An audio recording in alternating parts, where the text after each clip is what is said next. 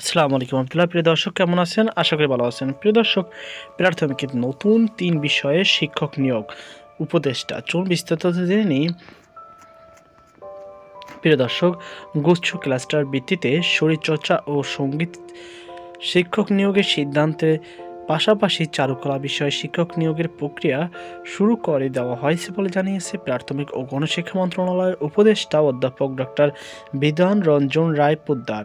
সোমবার ৯ ডিসেম্বর রাজধানীর বঙ্গবন্ধু আন্তর্জাতিক সম্মেলন কেন্দ্রে আয়োজিত সরকারি প্রাথমিক স্তরের শিক্ষার্থীদের মানসিক স্বাস্থ্য উন্নয়ন আমাদের করণীয় শীর্ষক মতবিনিময় সভায় তিনি একথা বলেন।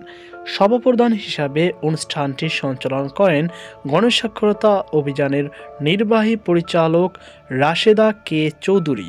অনুষ্ঠানে বিশেষ অতিথি হিসাবে অংশ নেন এডুকেশন ওয়াচের আহ্বায়ক ডক্টর আহমেদ মোস্তাক রাজা। প্রাথমিক ও গণশিক্ষা উপদেষ্টা বলেন, ক্লাস্টার ভিত্তিতে আমরা শরীরচর্চার শিক্ষক এবং সঙ্গীতের শিক্ষক নিয়োগ দিতে চাচ্ছি, আর চারুকলা শিক্ষক নিয়োগের প্রক্রিয়াও শুরু করে দিয়েছি। এছাড়া কাউন্সিলর নিয়োগের কথাও ভাবা যেতে পারে। আমি দেখব প্রক্রিয়া শুরু করতে পারি কিনা। প্রাথমিক সহকারী শিক্ষকের ১০ম গ্রেড বাস্তবায়ন প্রসঙ্গে উপদেষ্টা বলেন, সহকারী শিক্ষকরা ১০ম গ্রেডে চাচ্ছেন। আমি বলছি তাদের দাবি যৌক্তিক কিন্তু বাস্তবসম্মত নয়। এজন্য এখন সবাই আমার পেছনে লেগেছেন। সদিচ্ছা থাকার পরও আমরা প্রধান শিক্ষকের ১০ম গ্রেড দিতে পারছি না। বিধান রঞ্জন রায় পোদ্দার বলেন, শিক্ষার্থীদের আনন্দের সাথে পাঠ দিতে এবং শিক্ষার পরিবেশ আরও সুন্দর করতে ঢাকা মহানগরীর দৃষ্টিনন্দন প্রাথমিক স্কুল নির্মাণের কাজ চলমান রয়েছে।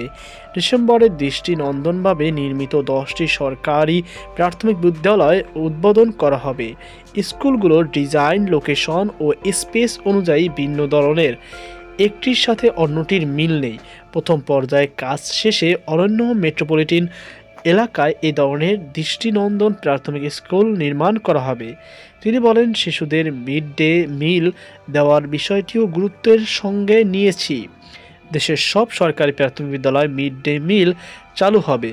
প্রথম পর্যায়ে ১৫০টি উপজেলায় সব স্কুলে মিড ডে মিল চালু করা হবে। এ প্রকল্পটি একনেকে ওঠার অপেক্ষায় রয়েছে। আগামী ৫ বছরের মধ্যে দেশের সব সরকারি প্রাথমিক বিদ্যালয় শিক্ষার্থীদের জন্য মিড ডে মিল চালু করা হবে। প্রাথমিক ও গণশিক্ষা উপদেষ্টা বলেন, প্রাথমিকে শিক্ষায় যেন শিক্ষার্থীরা জ্বরে না পড়ে সেই উপলক্ষে উপবৃত্তি চালু করা হয়েছে। উপবৃত্তির সুফল বা সঠিক ব্যবহার হচ্ছে না। লক্ষ্য করা গেছে, উপবৃত্তির জন্য এক স্কুল শিক্ষার্থীর নাম থাকে কিন্তু তারা অন্য স্কুলে লেখাপড়া চলমান রাখে। উপবৃত্তিকে আমরা ইনসেনটিভ বলতে পারি। এই ইনসেনটিভ দেওয়া হয় মূলত শিক্ষার্থীদের বিদ্যালয় উপস্থিতি বাড়ানোর জন্য। প্রকৃতপক্ষে উপবৃত্তির টাকা অপ্রতুল, এই টাকা বাড়ানো যায় কিনা সে বিষয়েও আমরা চিন্তাভাবনা করছি। তো প্রিয় দর্শক, এই ছিল আমাদের সর্বশেষ আপডেট। সকল আল্লাহ হাফেজ।